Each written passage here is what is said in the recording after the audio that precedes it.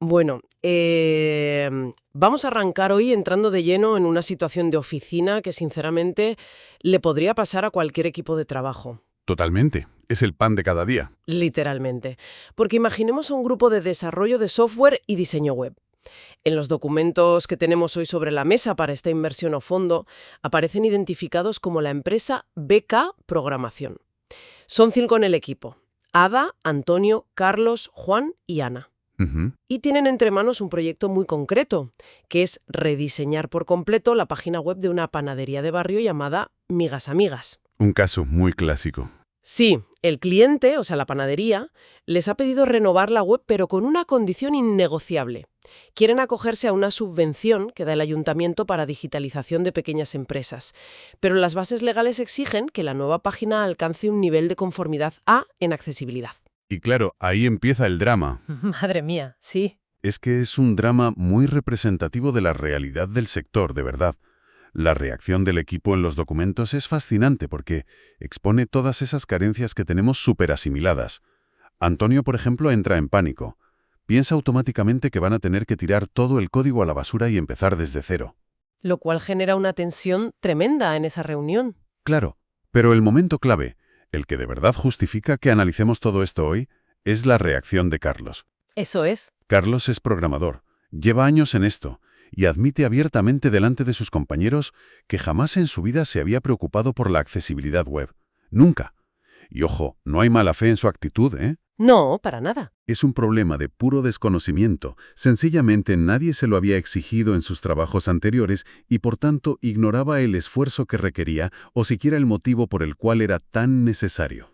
Pues ese desconocimiento de Carlos es exactamente el clavo al que queremos darle hoy. Nuestra inmersión a fondo en estos documentos tiene una misión muy clara. Queremos desgranar y entender qué implica de verdad hacer que la red sea accesible. Exacto. Porque, spoiler, para quienes nos escuchan, la accesibilidad web va muchísimo más allá de rellenar una casilla legal para que un ayuntamiento te dé una ayuda económica. Yo estoy segura de que mucha gente piensa que es solo burocracia. Es que lo piensan.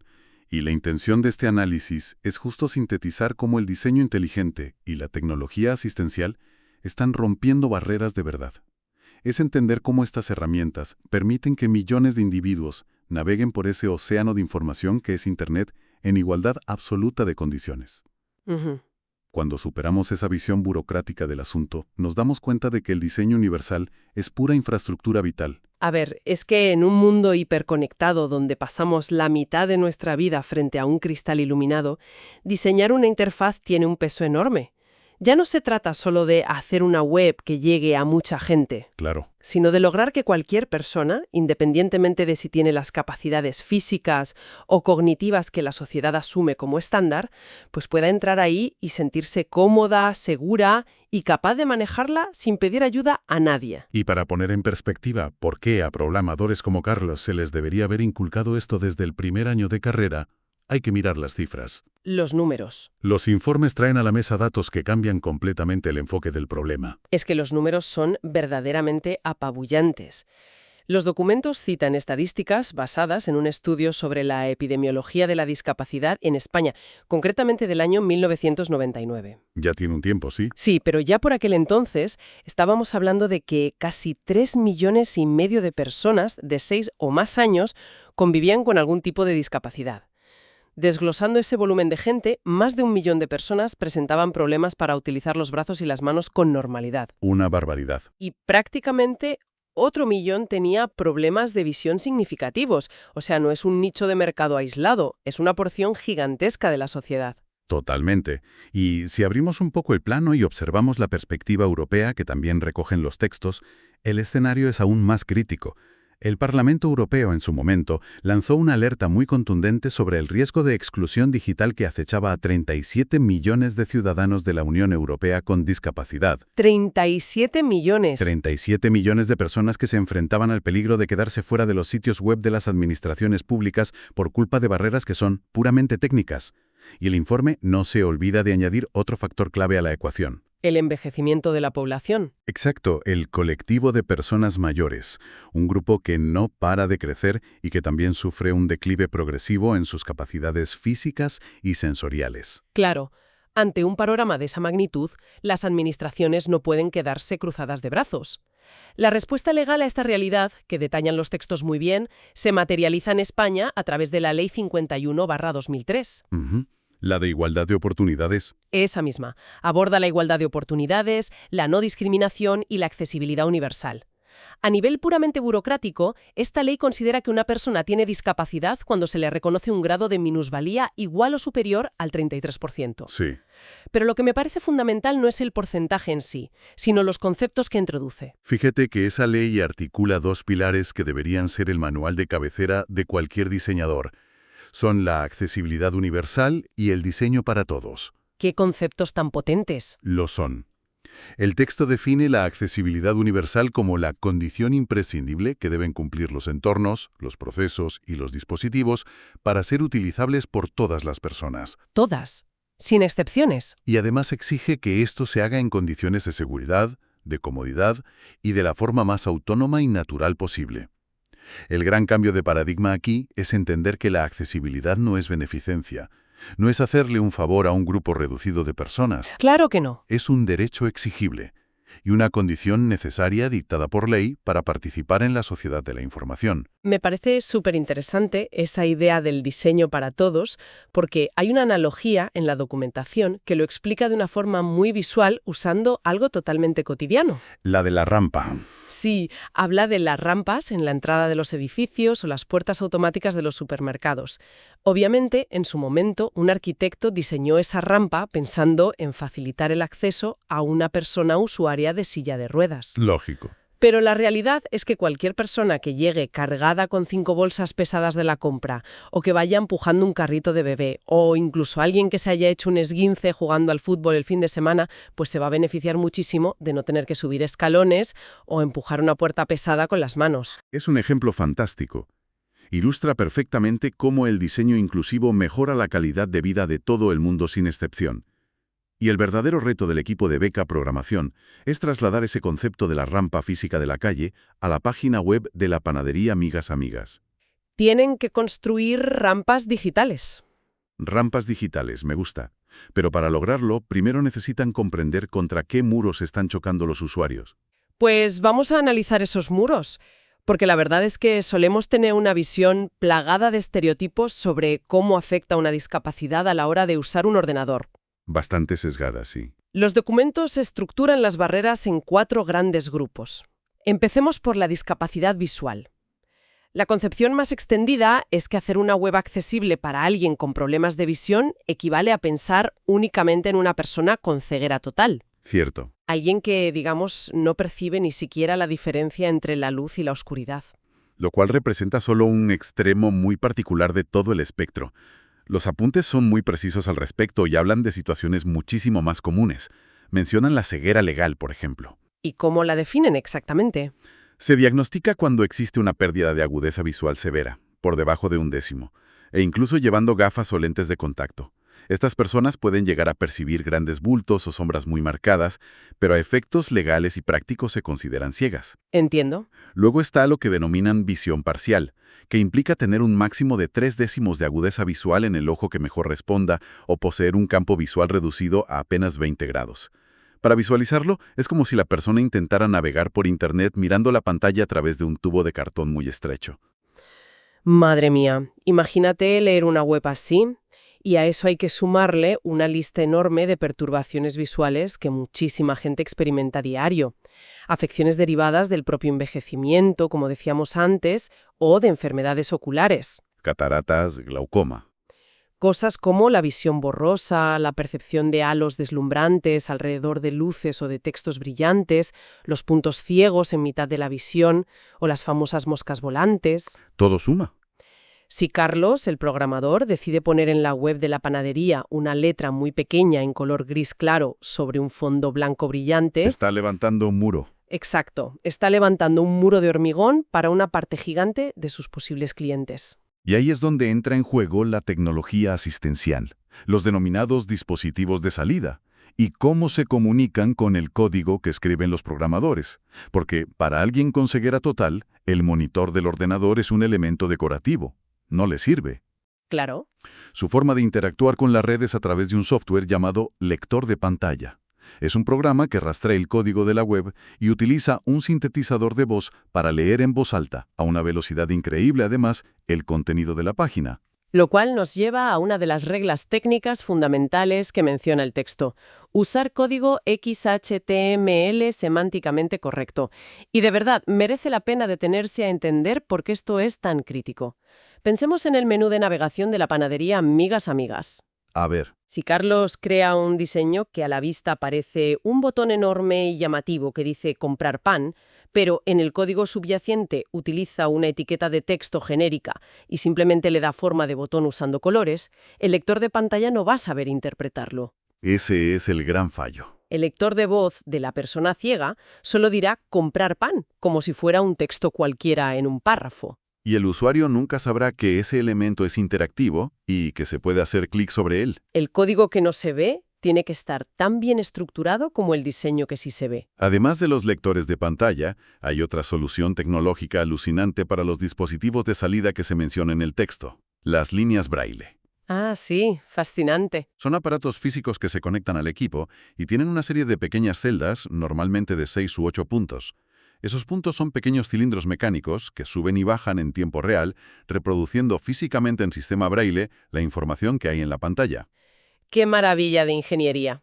Y un detalle crucial que destacan los informes es que estas líneas braille son la única tabla de salvación posible para las personas sordociegas. Claro, al no poder ver ni oír. Al faltarles la visión y la audición, ni un monitor ampliado ni un sintetizador de voz les sirve de nada. Su único canal de entrada es el tacto.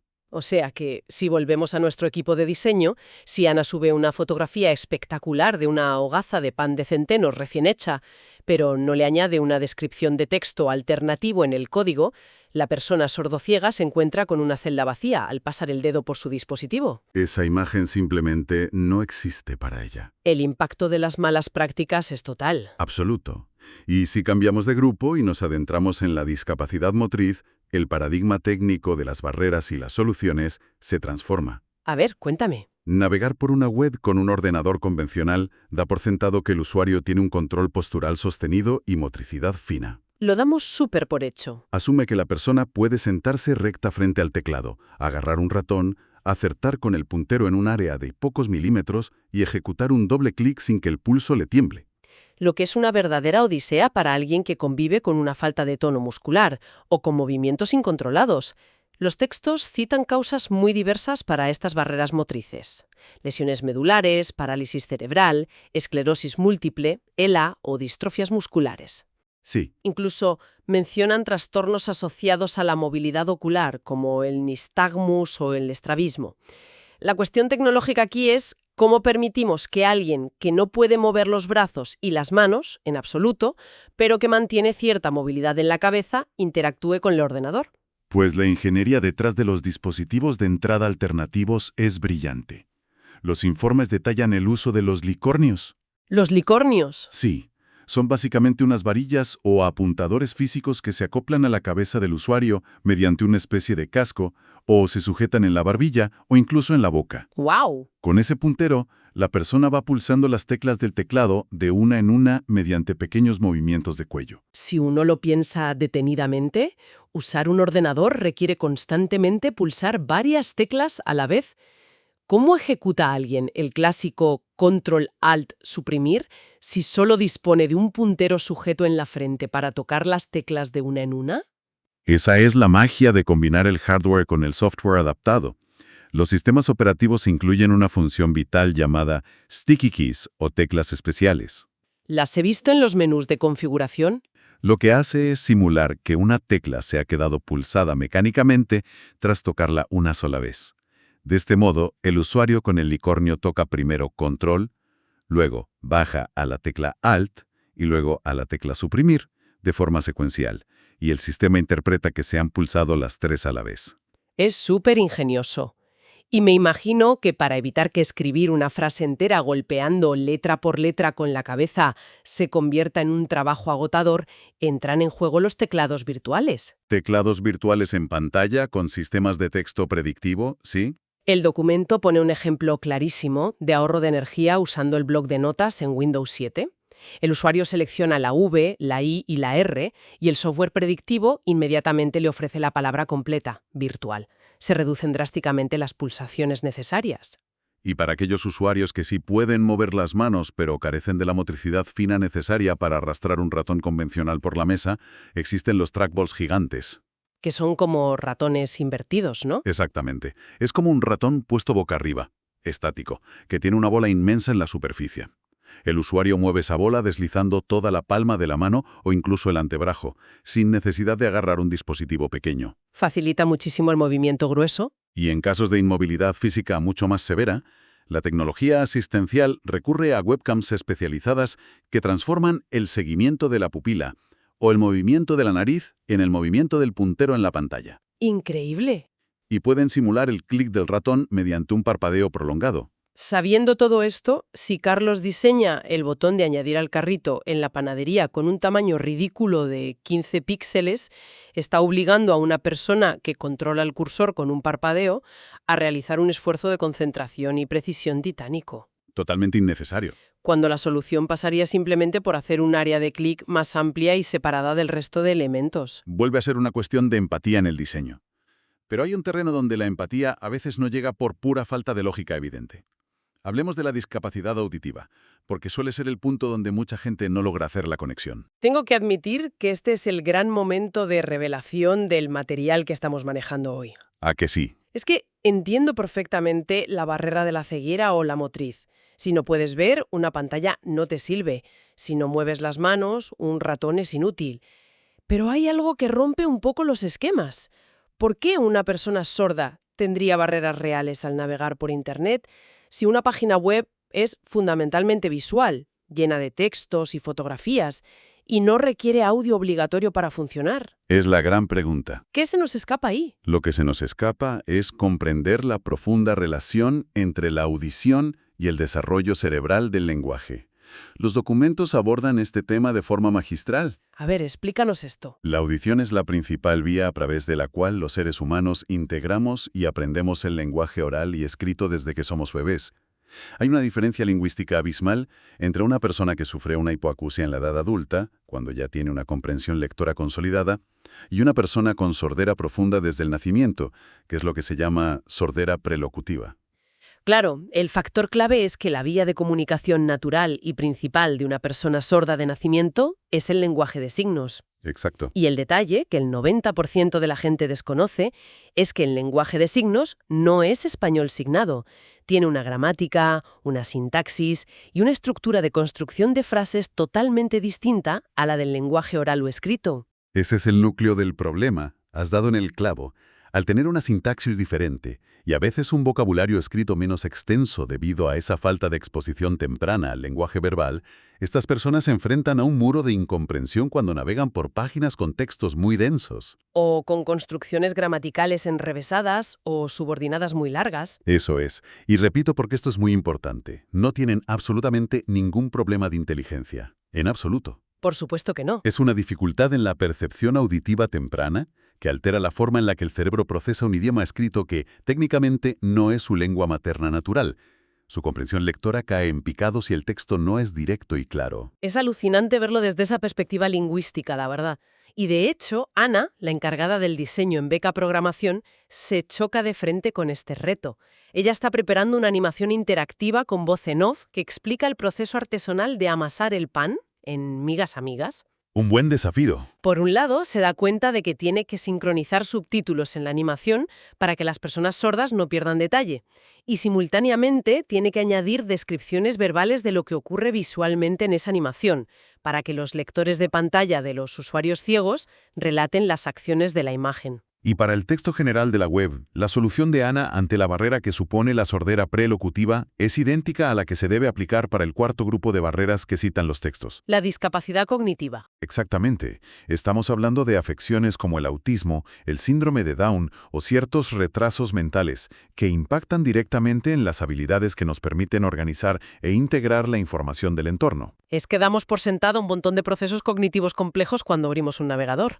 Demasiados. Le exigimos al al usuario una enorme capacidad de observación para encontrar un icono perdido en una esquina, le pedimos análisis para comparar secciones, clasificación visual y, muy especialmente, muchísima memoria a corto plazo para recordar dónde se escondía el menú principal o qué paso siguió para llegar hasta la página de pago. Una persona con discapacidad cognitiva puede experimentar un descenso en el rendimiento de todas esas áreas, lo que a nivel práctico se traduce en una velocidad de lectura mucho más lenta, problemas para discriminar información relevante y dificultades generalizadas de aprendizaje. ¿Y qué necesitan de los diseñadores entonces?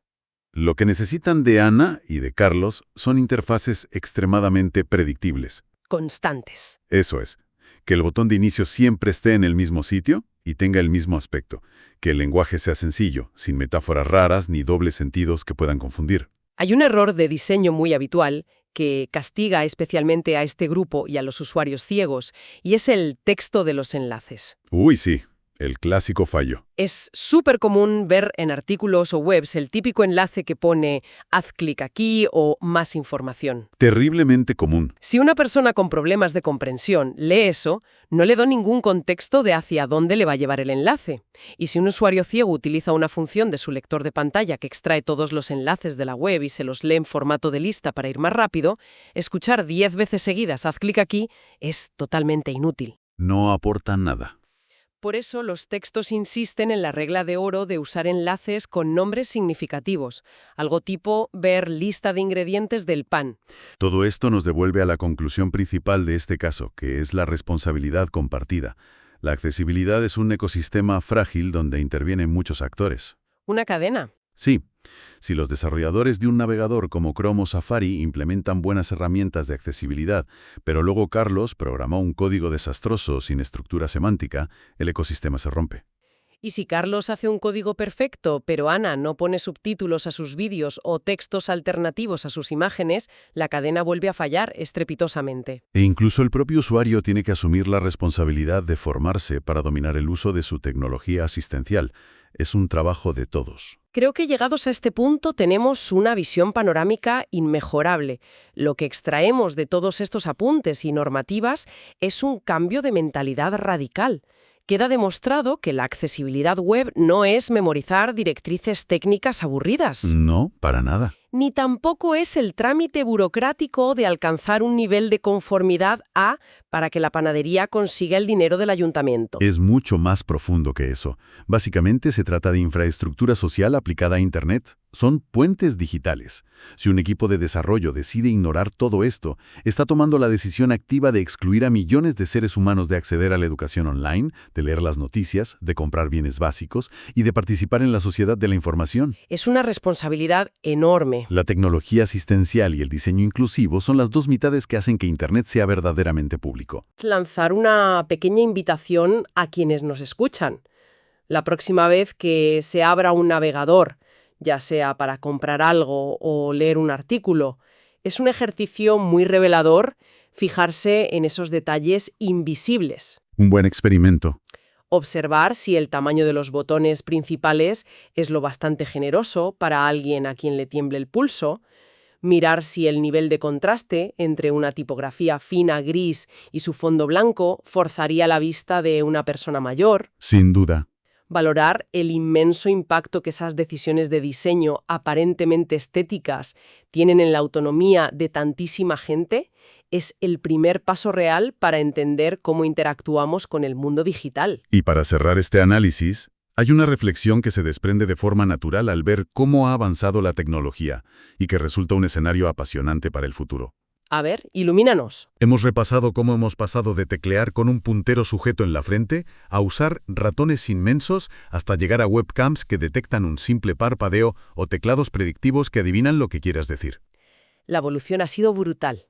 Si esta evolución técnica no se frena, cabe plantearse una pregunta muy provocativa.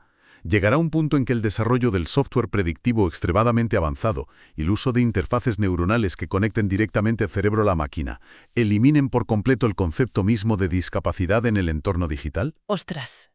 ¡Qué interesante! Es decir, imaginar un momento donde cualquier barrera física, sensorial o cognitiva del usuario sea irrelevante porque la tecnología será capaz de adaptarse instantáneamente a su intención mental y no a su capacidad física. Pura ciencia ficción, haciéndose realidad. Es un horizonte técnico y social fascinante para que la audiencia le dé unas cuantas vueltas. Desde luego, es un horizonte espectacular para imaginar. Nos quedamos con ese pensamiento dando vueltas. Por hoy cerramos aquí nuestra revisión de los documentos. Un saludo y hasta la próxima inmersión a fondo.